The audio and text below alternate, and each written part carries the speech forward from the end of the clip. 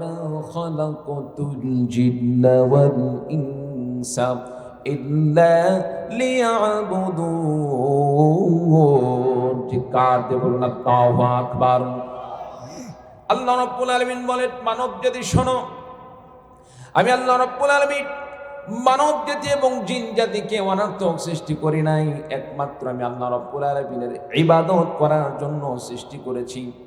আমার ভাইরা, আমার বন্ধুগণ, অন্যত্র জায়গায় আল্লাহ রাব্বুল আলামিন কোরআন কারীমের মধ্যে বলেন, ওয়া কাদা রাব্বুকা আল্লা তা'বুদু ইল্লা ইয়্যাহু ওয়া বিল ওয়ালিদাইনি ইহসানা। আল্লাহ রাব্বুল আলামিন কোরআন কারীমের মধ্যে ঘোষণা দিয়ে বলেন, আমি আল্লাহ রাব্বুল আলামিন মানব জাতির জন্য নির্দেশ দান করলাম, আমি আল্লাহ রাব্বুল আলামিনের পক্ষ থেকে আদেশ জারি করে দিলাম, আল্লাহ তা'বুদু, বান্দারে তুমি কারো ইবাদত করবে না, ইল্লা ইয়্যাহ, তবে সবেমাত্র আমি আল্লাহ রাব্বুল আলামিনের ইবাদত করবে। আমার ভাইরা, আমার বন্ধুগণ, আল্লাহ তাআলা ছাড়া অন্য কারো ইবাদত করা যায় না। সুতরাং আপনাকে আমাকে ইবাদত করতে হবে আল্লাহ রাব্বুল আলামিনের জন্য। আপনি আমি রুকু করি কার জন্য? সিজদা করি কার জন্য? আপনি আমি রোজা রাখি কার জন্য? আপনি আমি সমস্ত আমল করি আল্লাহ রাব্বুল আলামিনের জন্য। আমার ভাইরা, আমার বন্ধুগণ, একটি জিনিস মনে রাখতে হবে, আল্লাহ রাব্বুল আলামিনের ইবাদত করছি, এই ইবাদতের মধ্যে কোনো প্রকার শিরকি কাজ জড়িত করা যাবে না। ইবাদতের মধ্যে যদি শিরিক অন্তর্ভুক্ত হয়ে যায়, ইবাদতের মধ্যে যদি শিরিক অন্তর্ভুক্ত হয়ে যায়, এই ইবাদত আল্লাহ পাকের কাছে কবুল হবে না। এই জন্য বান্দার সমস্ত কাজ, সমস্ত আমল একমাত্র হবে আল্লাহ রাব্বুল আলামিনের জন্য। আল্লাহ রাব্বুল আলামিন কোরআনে কারীমের মধ্যে পয়গম্বর ইব্রাহিম আলাইহিস সালাতু ওয়াস সালামের কথা যেমন তুলে ধরেন, ইন্না সালাতি ওয়া নুসুকি ওয়া মাহিয়ায়া ওয়া মামাতি লিল্লাহি রাব্বিল আলামিন। আল্লাহ রাব্বুল আলামিন কোরআনে কারীমের মধ্যে পয়গম্বর ইব্রাহিম আলাইহিস সালাতু ওয়াস সালামের বক্তব্য তুলে ধরলেন। মুমিন বান্দার মূল পরিচয় হলো মুমিন বান্দা, তার প্রত্যেকটা কাজ, ইন্না সলাতি, আমার সলাত, ওয়া নুসুকি, আমার কুরবানি, ওয়া মাহিয়ায়া, আমার হায়াত, ওয়া মামাতি, আমার মৃত্যু, লিল্লাহি রাব্বিল আলামিন, একমাত্র কার জন্য? আরো জোরে বলুন, কার জন্য? আমার সলাত, আমার নামাজ, আমার সলাত, আমার নামাজ, আমার কুরবানি, আমার হায়াত, আমার মৌত, একমাত্র সব কিছু হবে আপনার আমার রব আল্লাহর জন্য। চিৎকার দিয়ে বলুন সুবহানাল্লাহ। সম্মানিত উপস্থিতি, তাহলে আপনি আমি নামাজ পড়ি কাকে খুশি করার জন্য? রোজা রাখি কাকে খুশি করার জন্য? যাকাত দেই কাকে খুশি করার জন্য? সবকিছু কার জন্য? সম্মানিত উপস্থিতি, মুমিন বান্দার জন্য। নামাজ, রোজা, হজ, যাকাত, এগুলো দিয়েই কি মুমিন বান্দার আমল শেষ, নাকি আর কিছু আছে? আল্লাহ তাআলা আর কিছু দান করছেন কি করেন নাই? আমার ভাইরা, আমার বন্ধুগণ, মুমিন বান্দার জীবনের সব কিছু কাম হবে আল্লাহর বিধান মোতাবেক, রাসূলের আদর্শ মোতাবেক। আল্লাহ রাব্বুল আলামিন আপনাকে আমাকে যে হায়াত দান করেছেন, এই হায়াতের মধ্যে পুরাটা জিন্দেগিকে আল্লাহ তাআলার বিধান মোতাবেক পালন করতে হবে, রাসূলের আদর্শ মোতাবেক পালন করতে হবে। আল্লাহ তাআলা যখন নামাজের বিধান দান করেছেন তখন নামাজ পড়তে হবে। শিশুকালে, আপনার আমার শিশুকালে নামাজ ফরজ ছিল না, আল্লাহ রাব্বুল আলামিন যখন থেকে নামাজ ফরজ করে দিলেন তখন থেকে নামাজ ফরজ হয়ে গেল, নামাজ পড়া শুরু করে দিলাম। যখন থেকে রোজা ফরজ হয়ে গেল তখন থেকে রোজা রাখা শুরু করে দিলাম। যখন হজ ফরজ হয়ে গেল তখন হজ করা শুরু করে দিলাম। বন্ধুরা আমার, ঠিক তেমনি ভাবে ইসলামের প্রয়োজনে এমন সময় আসতে পারে আল্লাহর দিনকে আল্লাহর জমিনে হেফাজত করার জন্য, আল্লাহর জমিনে আল্লাহর দিনকে, আল্লাহর জমিন আল্লাহর দিনকে প্রতিষ্ঠা করার জন্য, কোরআনের বিধানকে আল্লাহর জমিনে প্রতিষ্ঠা করার জন্য ইসলামের পক্ষে প্রয়োজনে রক্ত দেওয়ার সময় এসে যেতে পারে, ইসলামের জন্য জীবন দেওয়া লাগতে পারে। আল্লাহ রাস্তায় প্রয়োজনে ইসলামের জন্য রক্ত এবং জীবন দেওয়া, এটাও প্রকৃতপক্ষে মুমিন বান্দার কাজ। চিৎকার দিয়ে বলুন ঠিক কিনা? আমার ভাইরা, আমার বন্ধুগণ, আপনি আমি যেভাবে নামাজ পড়ি, রোজা রাখি, হজ করি, যাকাত দান করি, মানুষদের সাথে সৎ পথে ব্যবসা করি, মানুষদের সাথে নেক আচরণ করি, কোরআনের তালিম দান করি, কোরআন কারীম শিক্ষা গ্রহণ করি, এগুলো যেভাবে আল্লাহকে খুশি করার জন্য করে থাকি, ইসলামের জন্য যদি আপনাকে আমাকে আল্লাহর জমিন, আল্লাহর দ্বীনকে হেফাজত করার জন্য, নাস্তিক্যবাদকে দুনিয়া থেকে চিরতরে উৎখাত করার জন্য আল্লামা মাহমুদুল হক সাহেব দামাত বরকাতুহুল আলিয়া, আমাদের সারেতাদ যে সমস্ত ওলামা হযরত রয়েছেন, তাদের নেতৃত্বে, তাদের ঘোষণা মোতাবেক যদি আল্লাহর রাস্তায় রক্ত দিতে হয়, জীবন দিতে হয়, কোন কোন ভাই রক্ত এবং জীবন দিতে রাজি আছেন? দুহাত তুলে আল্লাহ তাআলাকে দেখিয়ে দিন।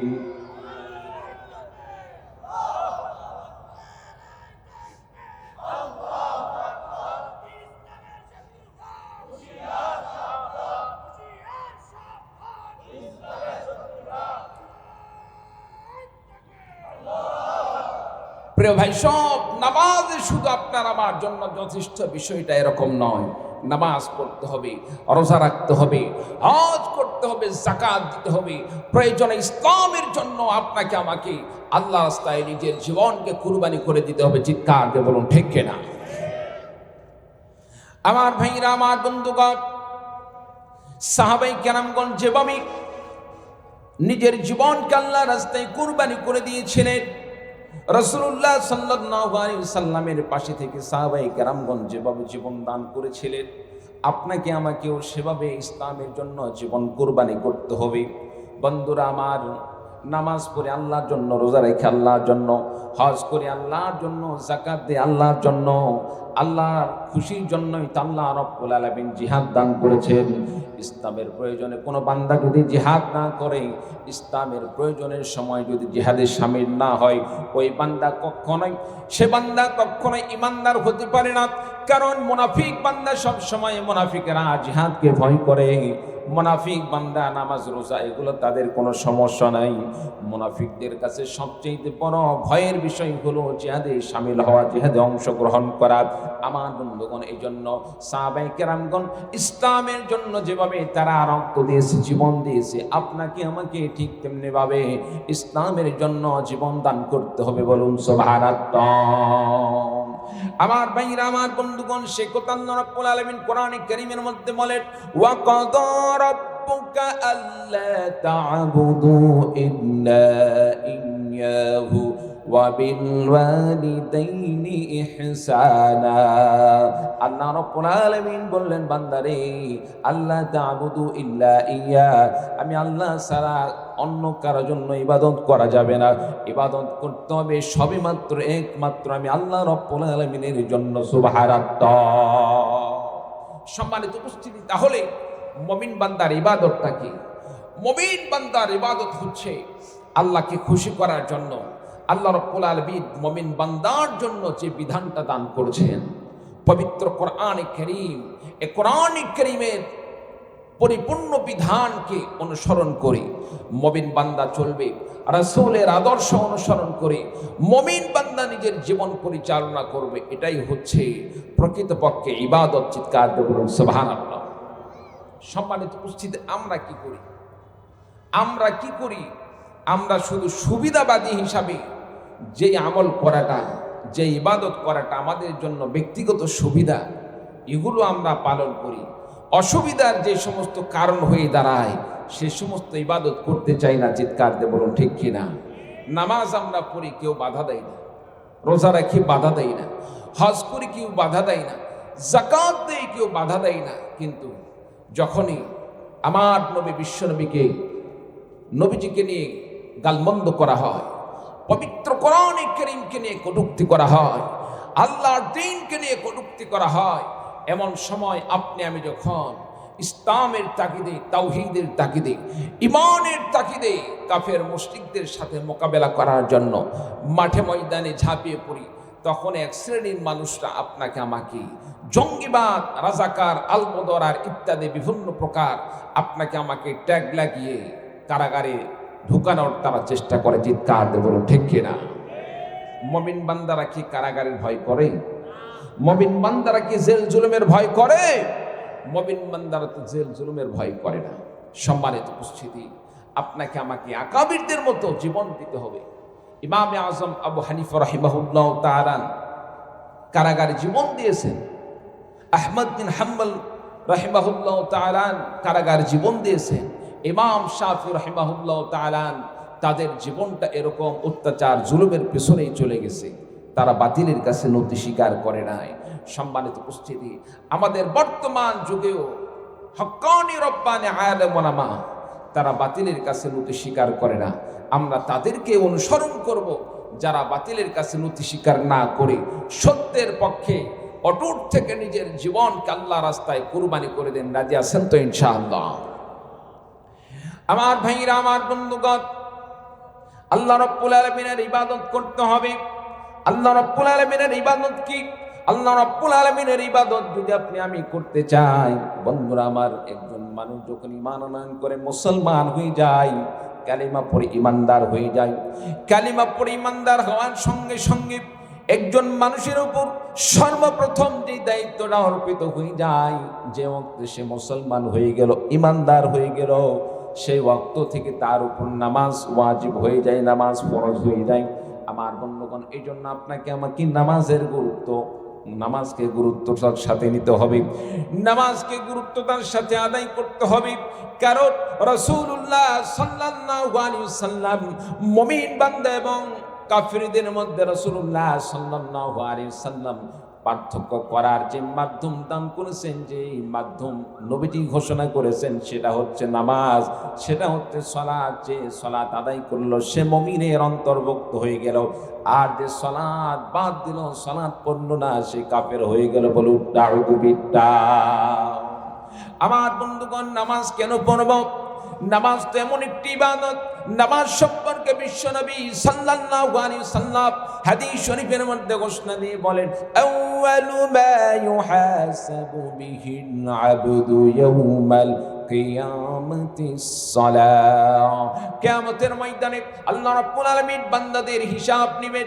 আমার বন্ধুগণ, আপনার আমার রোজার হিসাব হবে, যাকাতের হিসাব হবে, সব আমলের হিসাব হবে, কিন্তু কোন আমল দিয়ে আল্লাহ রাব্বুল আলামিন সর্বপ্রথম হিসাব শুরু করবেন? বিশ্বনবী সাল্লাল্লাহু আলাইহি ওয়াসাল্লাম ঘোষণা দিয়ে বললেন, আউয়ালু মা ইউহাসাবু বিহিল আবদু ইয়াউমাল কিয়ামাতিস সালাহ। কিয়ামতের ময়দানে সর্বপ্রথম আল্লাহ রাব্বুল আলামিন বান্দার কাছ থেকে যে আমলের হিসাব নিয়ে আল্লাহ রাব্বুল আলামিন আমলের হিসাব শুরু করবেন, যে আমল দিয়ে, সেটাই হলো বান্দার সালাত আর নামাজ। চিৎকার দিয়ে বলুন সুবহানাল্লাহ।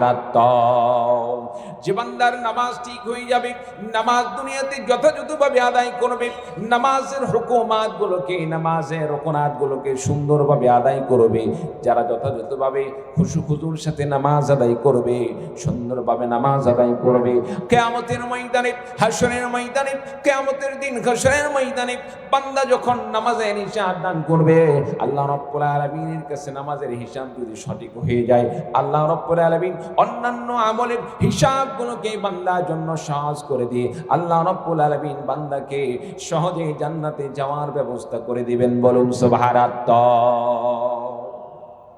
সম্মানিত উপস্থিতি, কোন বান্দার যদি নামাজ ঠিক হয়ে যায়, নামাজ ঠিক হয়ে গেলে অন্যান্য আমলগুলো কি আল্লাহ পাক তার জন্য হিসাব সহজ করে দিবেন। সুবহানাল্লাহ হবে। আমার ভাইরা, আমার বন্ধুগণ, এজন্য নামাজ আদায় করতে হবে, নামাজ ছাড়া যাবে না। কেন নামাজ পড়বেন? হয়তোবা আপনি অন্য কোনো গুনাহের সাথে জড়িত আছেন, যে অন্যায় কাজই করেন না কেন, অন্যায় কাজ করেন না কেন, নামাজের সাথে লিপ্ত থাকবেন। কারণ নামাজ এমন একটি ইবাদত, ইন্নাস সালাতা তানহা আনিল ফাহশাই ওয়াল মুনকার। আল্লাহ রাব্বুল আলামিন কোরআনে কারীমের মধ্যে ঘোষণা দিয়ে বললেন, নিঃসন্দেহে নামাজ মানুষকে অন্যায় কাজ থেকে, ফাহিশা কাজ থেকে, অশ্লীল কাজ থেকে নামাজ বিরত রাখবে। আমার বন্ধুগণ, একজন সাহাবী নামাজ পড়ে অন্যান্য গুনার মধ্যে জড়িত হয়, আর একজন সাহাবী নবীজির কাছে নালিশ জানালেন, ইয়া রাসূলুল্লাহ, ইয়া হাবিবাল্লাহ, আপনার অমুক সাহাবী নামাজ পড়ে আবার গুনাহ করে, আপনার অমুক সাহাবী নামাজ পড়ে গুনাহ করে, ইয়া রাসূলুল্লাহ, ইয়া হাবিবাল্লাহ, আপনি তার সম্পর্কে কি বলবেন? বিশ্বনবী বললেন, সাহাবীরা রে শোনো, আমার ওই সাহাবীকে নামাজের উপর ছেড়ে দাও, সে ঠিকমতো নামাজ আদায় করতে থাক, নামাজ পড়তে তাকে বাধা দিও না, কারণ এই নামাজ এক সময় তাকে অন্যায় কাজ থেকে বিরত রাখবে। এক সময় দেখা গেল নামাজ আদায় করতে করতে ওই সাহাবী নামাজ এমন ভাবে সে আদায় করা শুরু করলো, নামাজের ওসিলায় আল্লাহ রাব্বুল আলামিন তাকে অন্যান্য অন্যায় কাজ থেকে বিরত রাখলো। বলুন সুবহানাল্লাহ। এই জন্য আমরা 5 ওয়াক্ত নামাজ ঠিক মতো আদায় করবো। রাজি আছেন তো ইনশাআল্লাহ? সম্মানিত উপস্থিতি, নামাজ আমরা খুশু-খুজুর সাথে আদায় করব। নামাজ আমরা খুশু-খুজুর সাথে আদায় করব। রাজি আছেন তো ইনশাআল্লাহ? হাত তুলে দেখাই, নারে তাকবীর। আল্লাহ তাআলা কবুল করুন, আমিন। প্রিয় ভাই সব, অনেক সময় নামাজের মধ্যে আমরা এদিক সেদিক তাকাতাকি করি, আছে না নাই? নামাজ পড়ে সাথে সাথে বাহিরে হয়তো দোকান আছে, নামাজের ভিতরে দোকানের দিকে খেয়াল করে কেউ কোনো জিনিস চুরি করে নিয়ে যায় কিনা, আছে না নাই? আরে ভাই, আরেকজনের কি বলবো, আজকেই দুপুরে আমি বাইতুল মোকাররমে নামাজ পড়ছি। বাইতুল মোকাররমে যেখানে আমি দাঁড়ালাম, আশেপাশে কোনো বক্স নাই, যার কারণে বক্স একটু দূরে থাকার জন্য, জুতার বক্সটা একটু পাশে থাকার কারণে আমি জুতাটা সাইডে রাখলাম। নামাজ পড়ার পরে দেখি জুতার বক্সে আর জুতা নাই। তাতে বুঝলাম আমি যখন সিজদায় দিয়েছি, এমন সময় এই সুবিধাভোগীরা আমার জুতাটা চুরি করে নিয়ে চলে গেল। সম্মানিত উপস্থিতি, আর মনের ভিতরে যদি ওই রকম চিন্তা থাকতো যে জুতা থাকে কিনা, চুরি হয়ে যায় কিনা, সম্মানিত উপস্থিতি, নামাজের মধ্যে কিন্তু আমি তৃপ্তি অর্জন করতে পারতাম না। শেষ পর্যন্ত বাধ্য হয়ে আমার ড্রাইভারকে দিয়ে বললাম, তোর জুতাটা আমার দে, অন্তত পক্ষে পাশে থেকে আমি জুতা ক্রয় করে নিয়ে এসে মাহফিলে গিয়ে কমপক্ষে সুন্দরভাবে মাহফিলটা পার করে আসি। সম্মানিত উপস্থিতি, চোরের কি কোনো ধর্ম আছে? চোরের কি কোনো বিবেক আছে? আর যদি এইটুক বিবেক থাকতো, আল্লাহর ঘরে ঢুকছে আল্লাহকে সিজদা দেওয়ার জন্য, আল্লাহকে খুশি করার জন্য, এমন মানুষের জুতা চুরি করা, আখিরাতে আল্লাহ রাব্বুল আলামিন যদি তাকে গ্রেফতার করে, সে কি কোনো জবাব দিতে পারবে? পারবে না। তো সম্মানিত উপস্থিতি, তার জন্য দোয়া করি। হয়তোবা তার টাকার অভাব, সমস্যা হতে পারে। যদি পরিবারের সমস্যা হয়, নিজের বিপদ হয়ে থাকে, আল্লাহ তাআলা যেন তার বিপদ দূর করে দেয়, আল্লাহ তাআলা যেন তাকে হেদায়েত দান করেন। সকলে আল্লাহুম্মা আমিন। সম্মানিত উপস্থিতি, তো নামাজের মধ্যে খুশু-খুজু তৈরি করতে হবে। নামাজের ভিতরে এদিক সেদিক তাকানো যাবে না, ডানে বামে তাকানো যাবে না, উপরের দিকে তাকানো যাবে না। নামাজের মধ্যে আপনি আমি যখন দাঁড়াই, দুনিয়ার যত হিসাব নিকাশ আছে সব মাথার ভিতরে চলে আসে না? অনেক সময় দেখা যাচ্ছে সূরা ফাতিহা যখন পড়বে, এমন সময় আত্তাহিয়াতু পড়া শুরু করে দিছে। কি বলেন ভাই, আছে না নাই? এই ভুলটা কখন হয়? যখন নামাজের মধ্যে তার মন মানসিকতা 16 আনা থাকে না। নামাজের মধ্যে যখন সূরা ফাতিহা পড়বে, সূরা মিলাবে, এমন সময় আত্তাহিয়াতু পড়তেছে, দরুদ শরীফ পড়তেছে, আবার যখন আত্তাহিয়াতু পড়া লাগবে তখন ভুল ভ্রান্তিতে সে দেখা যাচ্ছে সূরা ফাতিহা পড়া শুরু করে দেয়, অন্যান্য দোয়া পড়া শুরু করে দেয়। সম্মানিত উপস্থিতি, এই ভুল হওয়ার মূল কারণ হচ্ছে নামাজের মধ্যে মনোযোগ না থাকা। চিৎকার দিয়ে বলুন ঠিক কিনা? খুশু না থাকা। সাহাবাই কেরামগণ নামাজের মধ্যে এমন বিনয়ী হয়ে নামাজ পড়তেন, এমনকি সাহাবীদের এমনও ইতিহাস আছে, ঘরে নববধূকে রেখে 2 রাকাত নামাজ পড়ার ইচ্ছা পোষণ করেছেন। নামাজের মধ্যে দিয়ে রাত্রি পার হয়ে গেছে, সে টেরও পায় নাই, বুঝতে পারে নাই। বলুন সুবহানাল্লাহ। তাদের নামাজ কেমন ছিল?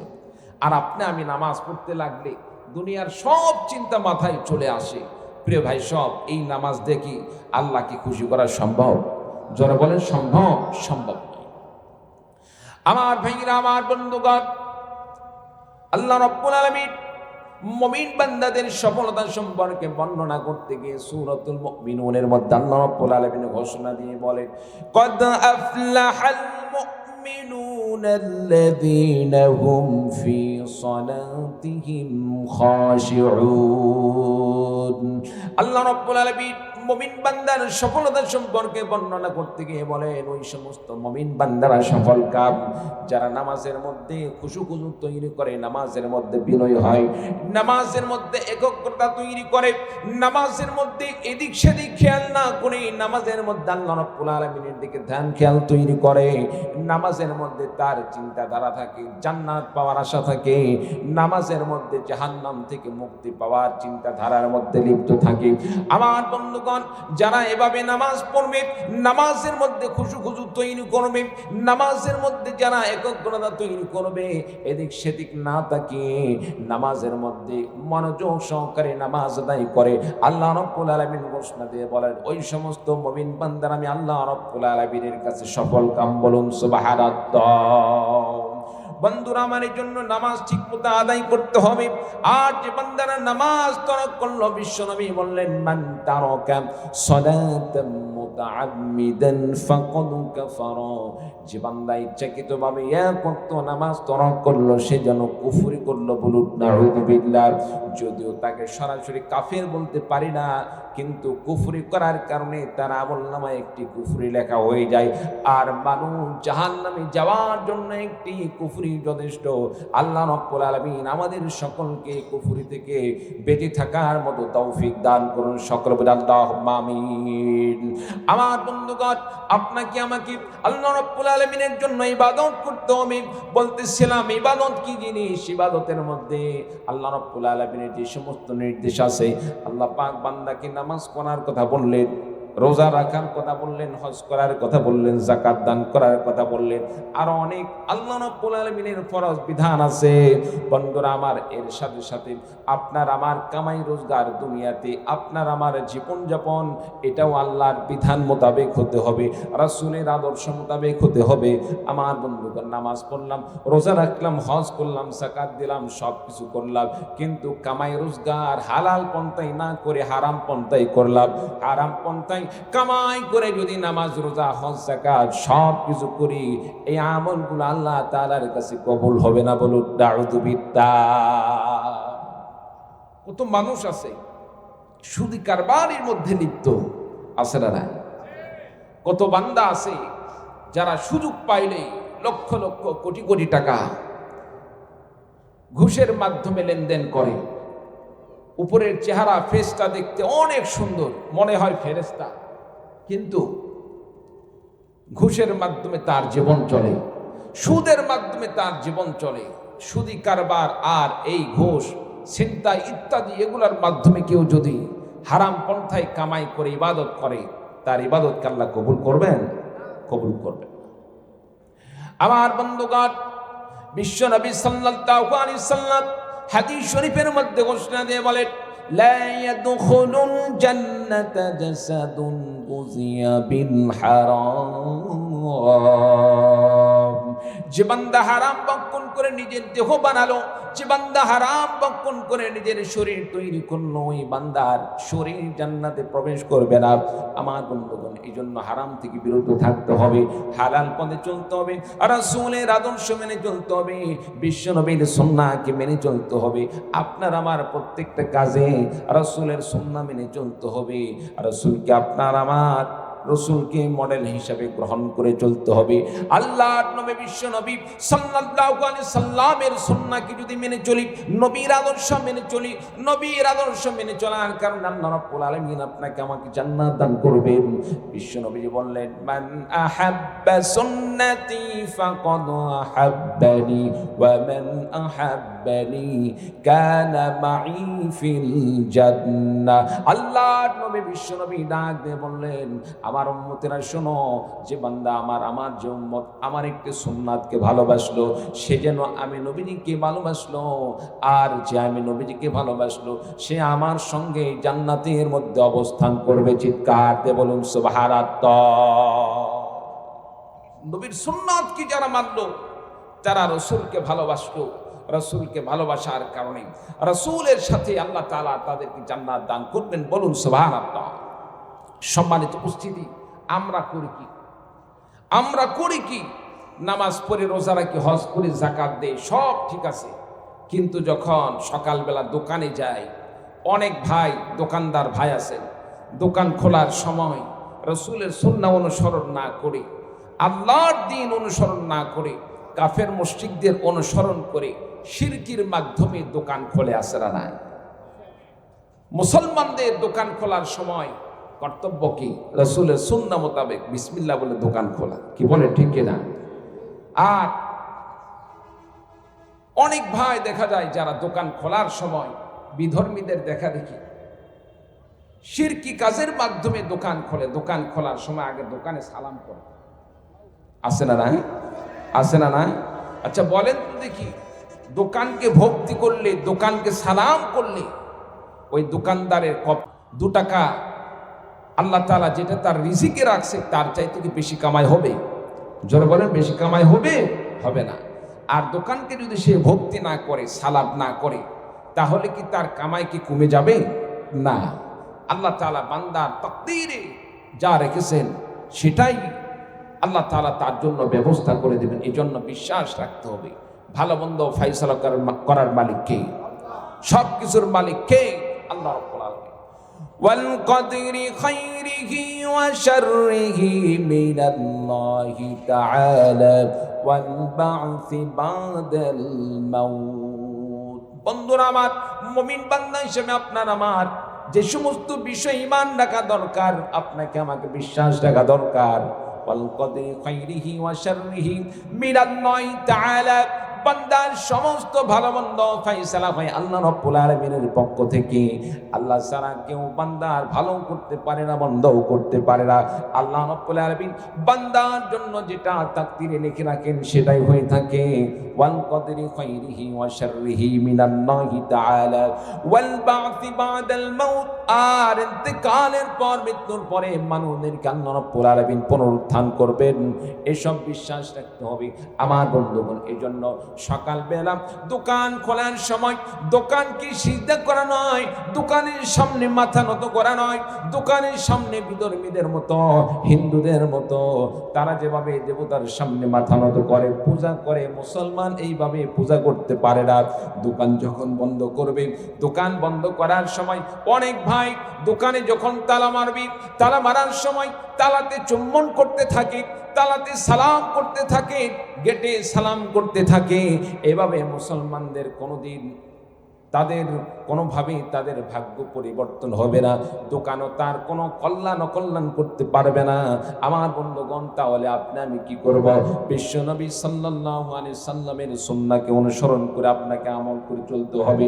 নবীজি সাল্লাল্লাহু আলাইহি সাল্লাম যে কোনো কাজ করার সময় বিশ্বনবী সাল্লাল্লাহু আলাইহি সাল্লাম বিসমিল্লাহ দিয়ে শুরু করতেন। দোকান খোলার সময় বিসমিল্লাহ পড়েন, গাড়ি যখন চালান শুরু করবেন বিসমিল্লাহ বলে টিয়ারিং ধরেন। আমার বন্ধুগণ যখন কর্মে যাবেন বিসমিল্লাহি তাওয়াক্কালতু আলাল্লাহ বলে কর্মে যাওয়া শুরু করে দেন। আমার বন্ধুগণ, আল্লাহ রাব্বুল আলামিন কামাই রোজগারের মধ্যে, কর্মের মধ্যে বরকত দান করবেন। শুধু তাই নয়, আমার নবী বিশ্বনবী সাল্লাল্লাহু আলাইহি সাল্লামের আদর্শ গ্রহণ করে নিজের জীবন পরিচালনা করার কারণে আল্লাহ রাব্বুল আলামিন নবী রাসূলদের সাথে হাসর নাসর আর জান্নাতের ব্যবস্থা করে দিবেন। বলুন সুবহানাল্লাহ। আর যদি কাফের মুশরিকদের সাথে আপনার আমার কর্মকাণ্ড মিলে যায়, দোকান খোলার সময় কাফেরদের অনুসরণ করে যদি দোকানের সামনে সিজদা করি, দোকানকে সেলুট দেই, রিক্সা চালানোর সময়, রিক্সার টিয়ারিং ধরার সময়, হ্যান্ডেল ধরার সময় যদি রিক্সার সামনে মাথা নত করি, বাস ট্রাক ইত্যাদি চালানোর সময় টিয়ারে যদি সালাম করি, কাফের মুশরিকদের সাথে আপনার আমার এই কর্মকাণ্ড মিলে যাওয়ার কারণে বিশ্বনবী সাল্লাল্লাহু আলাইহি সাল্লাম হাদিস শরীফের মধ্যে ঘোষণা দিয়ে বলেন, মান তাশাব্বাহা বিকাউমিন ফাহুয়া মিনহুম, যে ব্যক্তি যে জাতির সাথে সাদৃশ্য রাখবে তার আসর নাসর হবে সেই জাতির সাথে। আপনি আমি যদি বিধর্মীদের সাথে, তাদের সাথে যদি কর্মকাণ্ডের মিল রাখি, আপনার আমার আমল নামা যদি কাজ যদি বিধর্মীদের সাথে মিলে যায়, আপনার আমার হাসর নাসর হবে কাফের মুশরিকদের সাথে। চিৎকার দিয়ে বলুন নাউযুবিল্লাহ। সম্মানিত উপস্থিতি, এই জন্য আপনি আমি যে কাজ করি সেটা রাসূল সাল্লাল্লাহু আলাইহি সাল্লামের আদর্শ মোতাবেক হতে হবে, আল্লাহর বিধান মোতাবেক হতে হবে। রাজি আছেন তো ইনশাআল্লাহ? তাহলে আমি কি বললাম? ওয়াকাদা রাব্বুকা আল্লা তা'বুদু ইল্লা ইয়্যাহ, একমাত্র ইবাদত করতে হবে কার? আর একটু জোরে বলেন না কার? আল্লাহ রাব্বুল আলামিনের ইবাদত করতে হবে। এরপরে আল্লাহ রাব্বুল আলামিন ঘোষণা করলেন ওয়া বিল ওয়ালিদাইনি ইহসানা।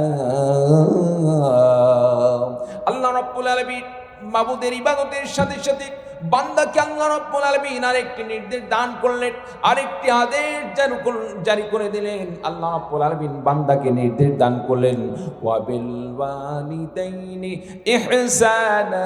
বান্দারে মা বাবার সাথে সৎ আচরণ করো, খবরদার মা বাবার সাথে খারাপ আচরণ করবে না।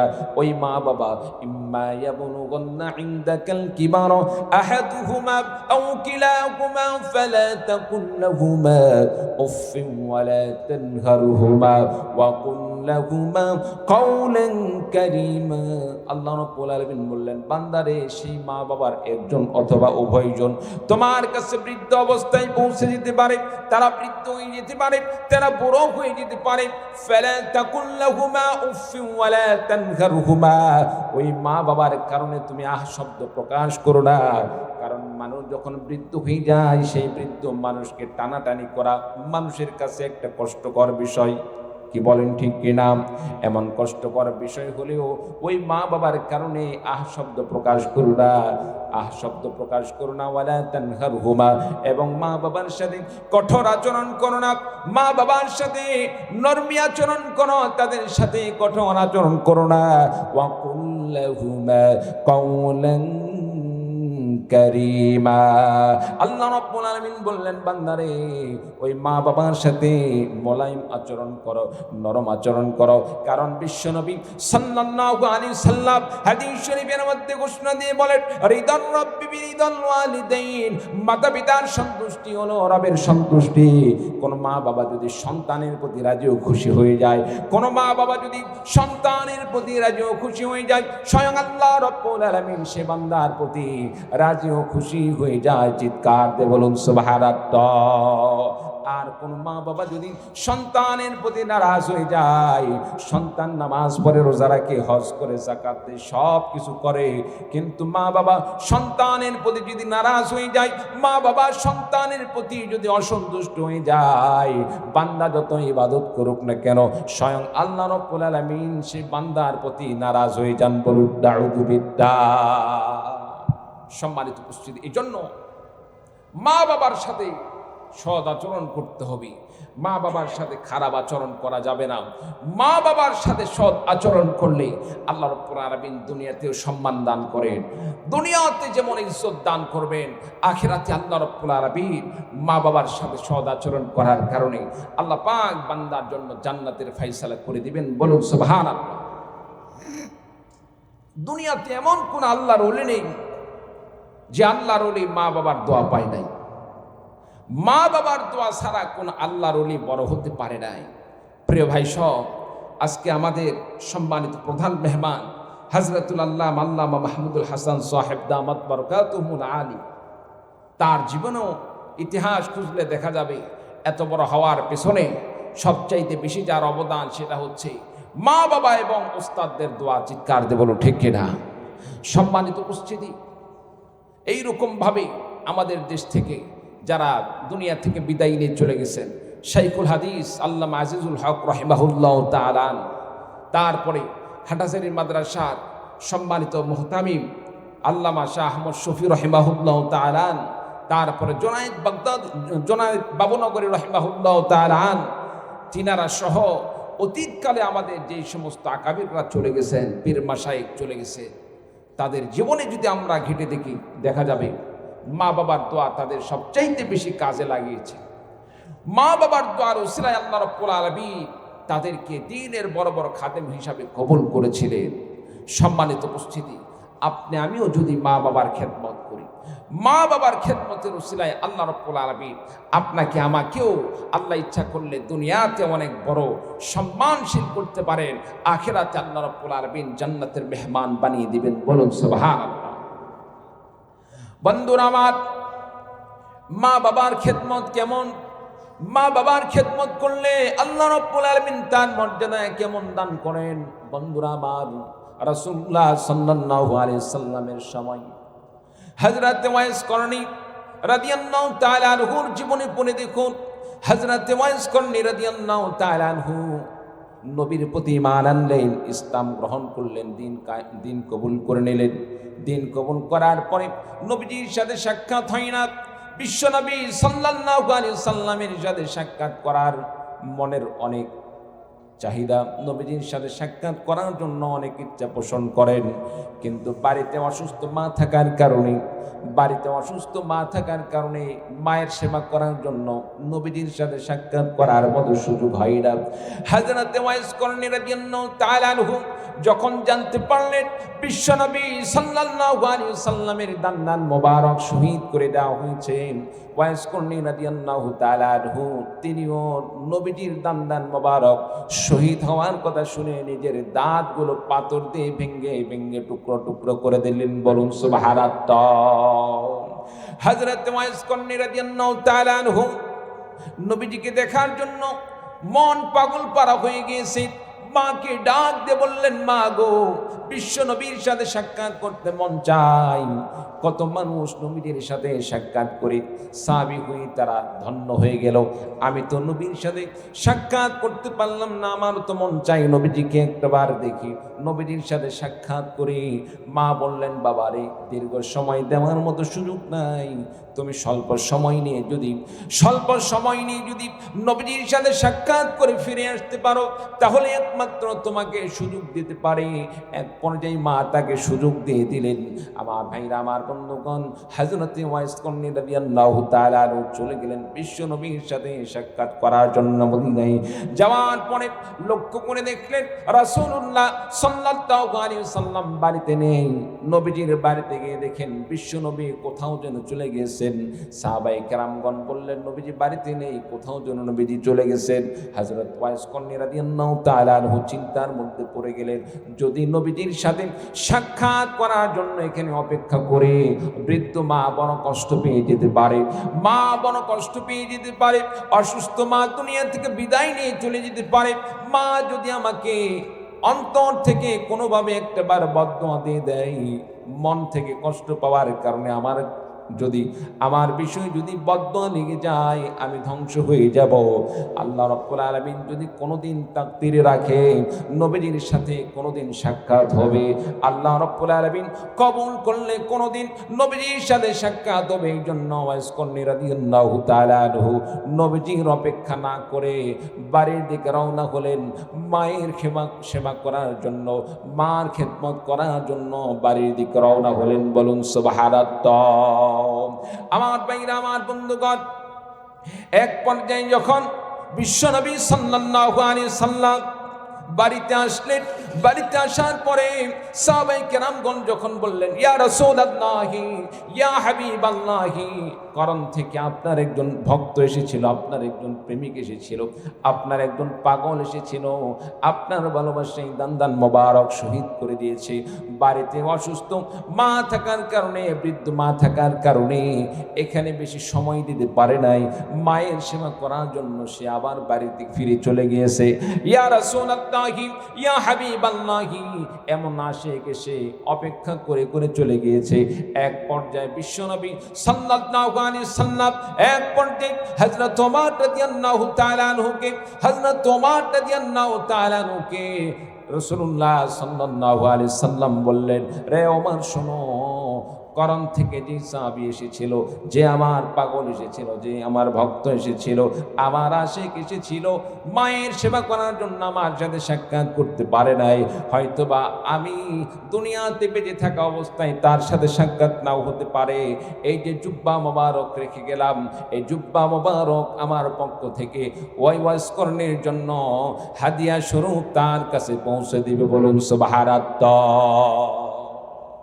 প্রিয় ভাই সব, মায়ের সেবা করার কারণে, মায়ের খেদমত করার কারণে বিশ্বনবী সাল্লাল্লাহু আলাইহি সাল্লামের স্বয়ং নিজের ব্যবহৃত জুব্বা মোবারক রাসূলুল্লাহ সাল্লাল্লাহু আলাইহি সাল্লাম ওয়াইস করণের জন্য হযরত ওমর রাদিয়াল্লাহু তাআলা আনহুর কাছে পৌঁছে দিলেন। চিৎকার দিয়ে বলুন সুবহানাল্লাহ। সম্মানিত উপস্থিতি, মায়ের খেদমত করার কারণে রাসূল তার প্রতি এমন সন্তুষ্ট হয়ে গেলেন, যার কারণে রাসূলুল্লাহ সাল্লাল্লাহু আলাইহি সাল্লাম নিজের ব্যবহৃত জুব্বা মোবারক দান করলেন। সম্মানিত উপস্থিতি, ইচ্ছা করলে এই জুব্বা মোবারক রাসূলুল্লাহ সাল্লাল্লাহু আলাইহি সাল্লাম, হযরত ওমর রাদিয়াল্লাহু তাআলা আনহু, হযরত আবু বকর সিদ্দিক রাদিয়াল্লাহু তাআলা আনহু তাদেরকেও কিন্তু ব্যবহারের জন্য দিয়ে যেতে পারতেন। কি বলেন ঠিক কিনা? কিন্তু তাদেরকে না দিয়ে ওয়াইস কর্ণীর কাছে কেন পৌঁছালেন? ওয়াইস কর্ণী রাদিয়াল্লাহু তাআলা আনহুর কাছে এই জন্য পৌঁছালেন, এই জন্য দিয়ে গেলেন। ওয়াইস কর্ণী রাদিয়াল্লাহু তাআলা আনহু মায়ের সেবা করার জন্য, মায়ের খেদমত করার কারণে বিশ্বনবী সাল্লাল্লাহু আলাইহি সাল্লাম ওয়াইস কর্ণীর প্রতি এত সন্তুষ্ট হয়ে গেছেন, আল্লাহ তাআলা এত সন্তুষ্ট হয়ে গেছেন, যার কারণে রাসূলুল্লাহ সাল্লাল্লাহু আলাইহি সাল্লামের ব্যবহৃত জুব্বা ওয়াইস কর্ণীর কাছে পৌঁছানোর জন্য নবীজি সাল্লাল্লাহু আলাইহি সাল্লাম নির্দেশ করে গিয়েছেন। সুবহানাল্লাহ। আমার ভাইরা, আমার বন্ধুগণ, শুধু তাই নয়, মায়ের সেবা করার কারণে হযরত ওয়াইস কর্ণী রাদিয়াল্লাহু তাআলা আনহু, যদিও তিনি নবীকে দেখেন নাই, নবীকে না দেখার কারণে তাকে সাহাবী বলা যায় না, তিনি তাবেঈ। বন্ধুরা, আবার মায়ের সেবা করার কারণে আল্লাহ রাব্বুল আলামিন তাকে এত মর্যাদা দান করেছেন। তাবেঈ হওয়া সত্ত্বেও আল্লাহ পাকের কাছে তার অনেক মর্যাদা। আমার বন্ধুগণ, আমার ভাইরা, আমার বন্ধুগণ, হযরত ওয়াইস কর্ণী রাদিয়াল্লাহু তাআলা আনহুকে আল্লাহ তাআলা এত বেশি কবুল করছেন।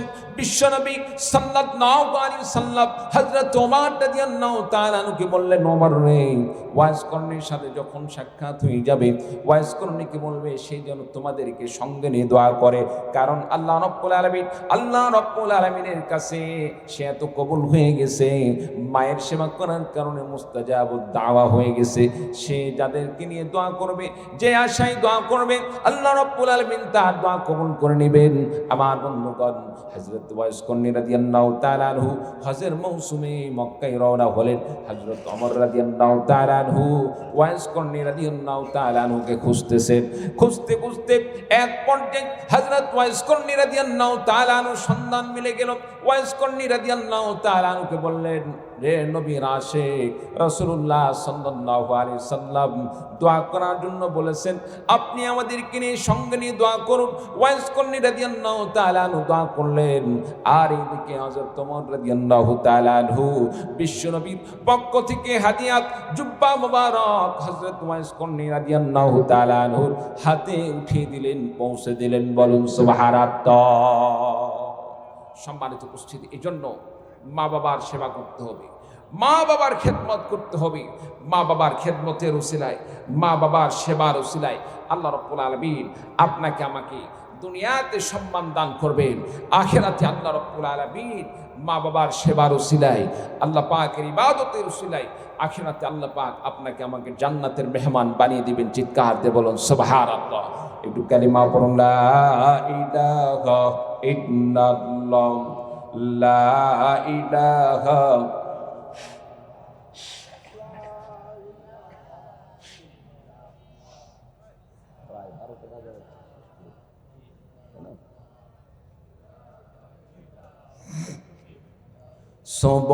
সুবহানাল্লাহ ওয়ালহামদুলিল্লাহ, লা ইলাহা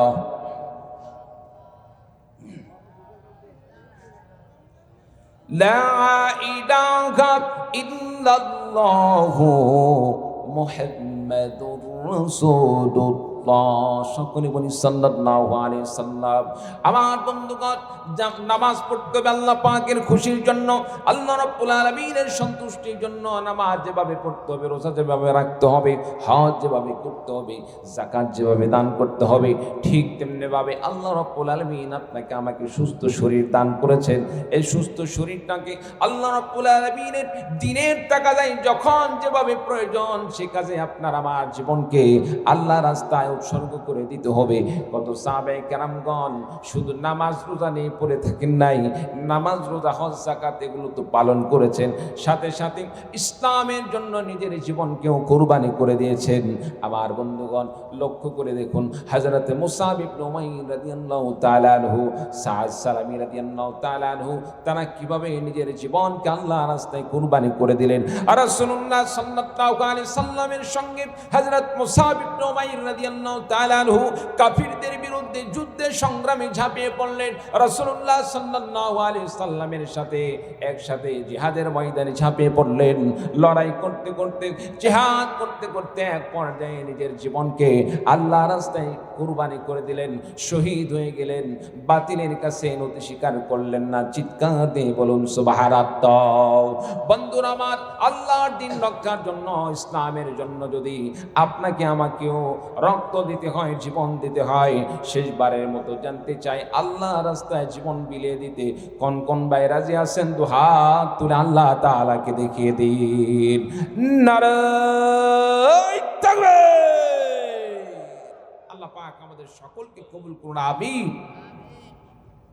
সম্মানিত উপস্থিতি, এতক্ষণ পর্যন্ত যা কিছু আলোচনা করছি, আল্লাহ পাক আমাদের সকলকে সঠিক কথাগুলো মেনে আমল করে চলার মতো তৌফিক দান করুন, আমিন। আর কথার মধ্যে কোনো ভুল ত্রুটি হয়ে থাকলে আল্লাহ পাক আমাদেরকে ক্ষমা করে দিন। আল্লাহ পাক আমাদের সকলকে মাফ করে দিয়ে আল্লাহ পাক আমাদের সকলকে মুমিন হিসাবে কবুল করুন, আমিন। ওয়া আখিরু দাওয়ানা আলহামদুলিল্লাহি রাব্বিল আলামিন। জি, আলহামদুলিল্লাহ। অসংখ্য ধন্যবাদ জানাচ্ছি মাওলানা মুফতি শাহ ওলিউল্লাহ সিদ্দিকী সাহেবকে। অনেক সুন্দর